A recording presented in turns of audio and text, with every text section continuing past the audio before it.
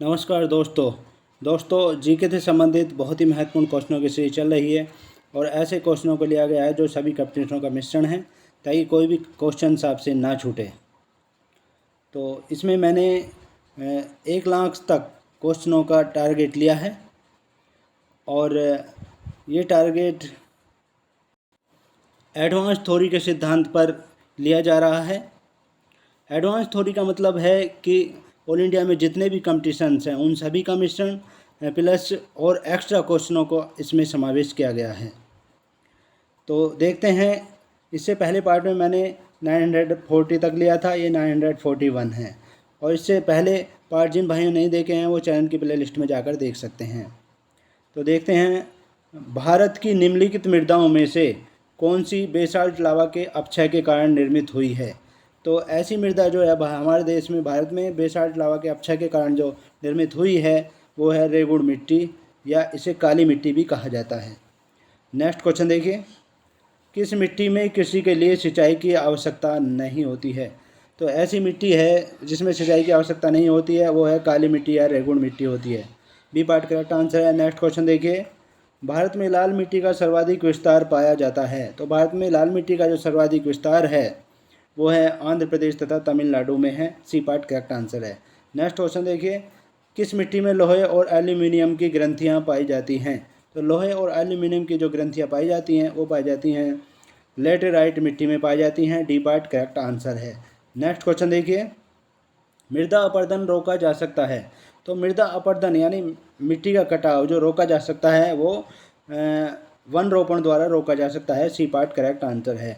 Next, Bharat में शुद्ध बोए गए क्षेत्र के लगभग कितने प्रतिशत भाग में सिंचाई होती है। यानी शुद्ध जो बोया गया क्षेत्र है हमारे देश का, भारत का, उसमें सिंचाई जो है, सिंचाई का प्रतिशत जो है वो है 47% है। सी पार्ट करेक्ट आंसर है। नेक्स्ट, देश के कुल सिंचित क्षेत्र में तालाब सिंचाई की भागीदारी है। यानी जितना सिंचाई का क्षेत्र है हमारे देश में उसमें तालाब द्वारा जो सिंचाई होती है वो होती है 6%। ए पार्ट करेक्ट आंसर है। नेक्स्ट, भारत में नहर द्वारा सिंचाई में कौन सा राज्य अग्रणीय है।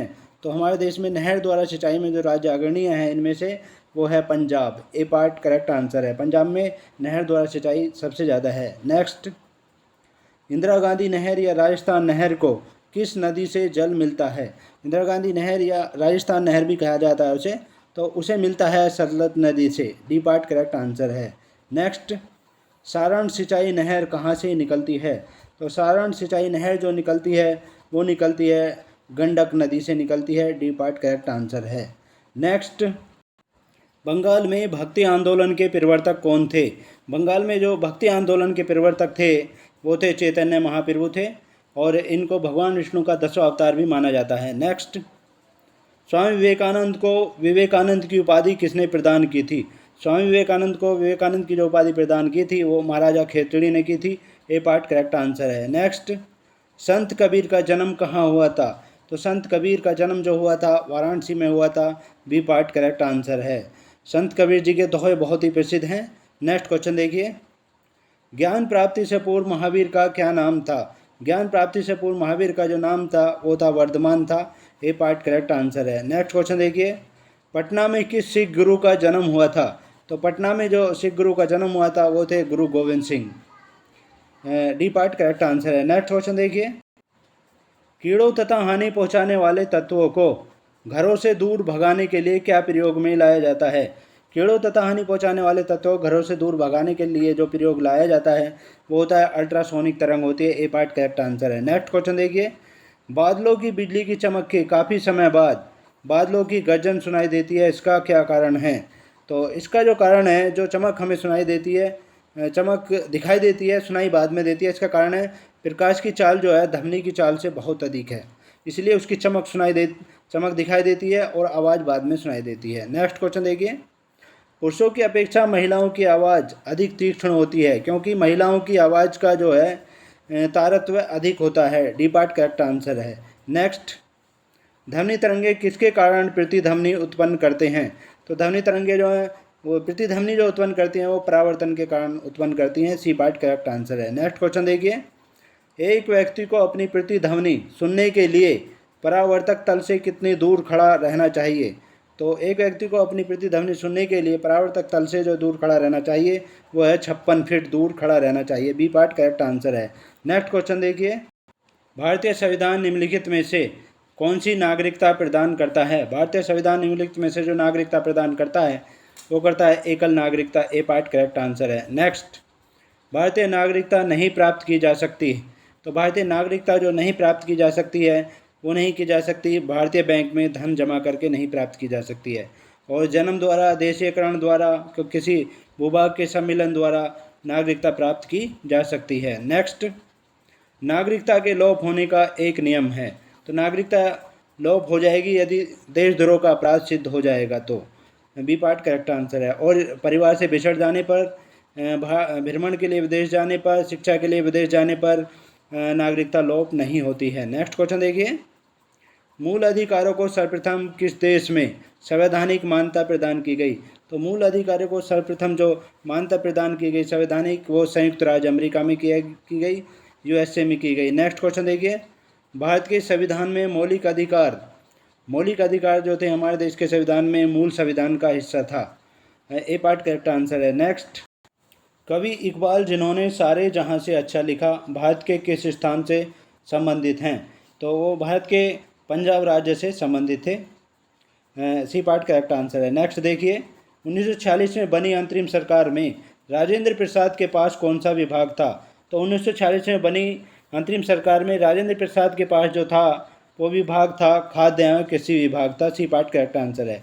नेक्स्ट देखिए, किसने प्रसिद्ध चिटगांव शस्त्रागार धावे को आयोजित किया था? तो चिटगांव शस्त्रागार धावे को जो आयोजित किया था वो किया था सूर्यसेन ने। बी पार्ट करेक्ट आंसर है। नेक्स्ट देखिए, भारतीय स्वतंत्रता संघर्ष के दौरान निम्नलिखित में से किसने फ्री इंडियन लीजन नामक सेना बनाई? फ्री इंडियन लीजन नामक सेना जो बनाई थी सुभाष चंद्र बोस ने। यहाँ पर गलत प्रिंट हो गया था तो यहाँ पर आएगा सुभाष चंद्र बोस ने। नेक्स्ट क्वेश्चन देखिए, गांधी जी के निम्नलिखित अनुयायियों में से कौन पेशे से एक शिक्षक थे? तो पेशे से जो शिक्षक थे वो थे जे.बी. कृपलानी थे। ये अनुयायी हैं बाकी इनके, लेकिन ये पेशे से शिक्षक नहीं थे। तो इसमें आएगा JB. Kripalani. C part correct answer है। नेक्स्ट देखिए, डॉटर ऑफ द ईस्ट नामक प्रसिद्ध पुस्तक की लेखिका कौन है? तो डॉटर ऑफ द ईस्ट नामक पुस्तक की जो लेखिका हैं वो हैं, डी पार्ट करेक्ट आंसर है, बेनजीर भुट्टो हैं। नेक्स्ट देखिए, निम्नलिखित पुस्तकों में से कौन सी पुस्तक फणीश्वर नाथ रेणु द्वारा रचित है? तो फणीश्वर नाथ रेणु द्वारा जो रचित है वो है मेला आंचल। सी पार्ट करेक्ट आंसर है। नेक्स्ट देखिए, द्रोणाचार्य पुरस्कार किस क्षेत्र में दिया जाता है?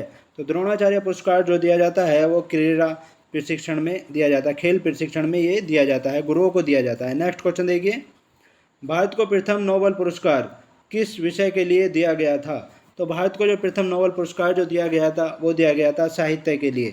बी पार्ट करेक्ट आंसर है। नेक्स्ट देखिए, भारत रत्न से विभूषित प्रथम विभूति हैं। तो भारत रत्न जो सबसे पहले मिला था इनमें से वह डॉक्टर एस राधाकृष्णन को मिला था। सी पार्ट करेक्ट आंसर है। नेक्स्ट देखिए, तीन खनिज से युक्त भारत का एकमात्र राज्य है। तो तीन खनिज से युक्त भारत का एकमात्र राज्य जो है वो है Chhattisgarh. D part correct answer है। छत्तीसगढ़ में टीन सबसे ज़्यादा होती है। नेक्स्ट, हट्टी सोने की खाने किस राज्य में स्थित हैं? हट्टी सोने की खाने जो हैं वो हैं कर्नाटक राज्य में। सी पार्ट करेक्ट आंसर है। नेक्स्ट, भारत में निम्नलिखित में से कौन सा राज्य एस्बेस्टस का सर्वाधिक उत्पादक है? तो एस्बेस्टस का सर्वाधिक उत्पादक जो है वो है राजस्थान है। डी पार्ट करेक्ट आंसर है। नेक्स्ट, निम्नलिखित में से कौन सा खनिज केरल में बहुतायत में मिलता है?